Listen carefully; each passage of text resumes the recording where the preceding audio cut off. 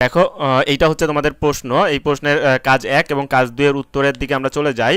আমরা যদি এখানে দেখি, কাজ 1 এ প্রকৃতি পর্যবেক্ষণ ও অভিজ্ঞতা বিনিময় তোমাকে করতে বলেছে। প্রাকৃতিক দুর্যোগ আমি যা খুঁজে পেলাম, এখানে দেখো বন্যা, ঘূর্ণিঝড়, ভূমিকম্প, এবং প্রথম বন্ধু যা খুঁজে পেলো বন্যা, ভূমিধস।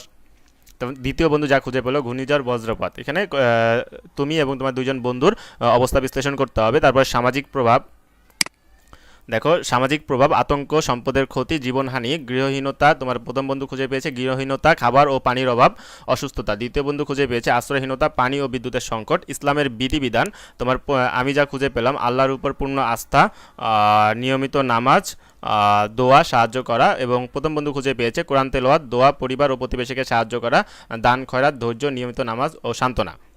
দ্বিতীয় বন্ধু খুঁজে পেয়েছে। উপসংহার হিসেবে তোমরা এটা দিতে পারো।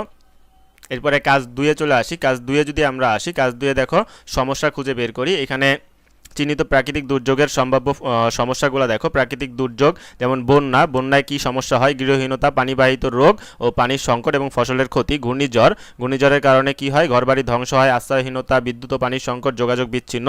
ভূমিকম্পের কারণে কি হয়? গৃহ ধ্বংস, প্রাণহানি, চিকিৎসা সেবা ব্যাহত। ভূমিধস, গৃহহীনতা, রাস্তা বন্ধ, খাদ্য ও পানির সংকট। দেখো বজ্রপাত, প্রাণহানি এবং সম্পদের ক্ষতি হয় বজ্রপাতের কারণে। ইসলামের দৃষ্টিতে শিক্ষা, ইসলামের দৃষ্টিতে শিক্ষা আমাদের কি? দেখো প্রাকৃতিক এবং সামাজিক দুর্যোগ থেকে আমরা ইসলামের দৃষ্টিতে বিভিন্ন মূল্যবান শিক্ষা পাই। এগুলো হচ্ছে আল্লাহর উপর পূর্ণ আস্থা। 1 নাম্বার, যে কোনো প্রাকৃতিক দুর্যোগে আমরা আল্লাহর উপর ভরসা রাখা উচিত এবং আল্লাহর কাছে সাহায্য প্রার্থনা করা উচিত, যেমনটা কোরআনে বলা হয়েছে, নিশ্চয়ই আল্লাহ ধৈর্যশীলদের সাথে আছেন। সূরা আল বাকারার আয়াত নাম্বার 153, এটা দিয়ে দিবা। তারপর ধৈর্য এবং সহনশীলতা, দুর্যোগের সময় ধৈর্য ধারণ করা ইসলামের একটি গুরুত্বপূর্ণ নির্দেশনা। এটি আমাদের মানসিক শক্তি বাড়ায় এবং বিপদ মোকাবেলায় সহায়তা করে। একতা ও সহমর্মিতা, দুর্যোগের সময় আমাদের একে অপরের সহমর্মিতা ও সহযোগিতার আচরণ করা উচিত। হাদিসে বলা হয়েছে মুসলিমরা একে অপরের ভাই।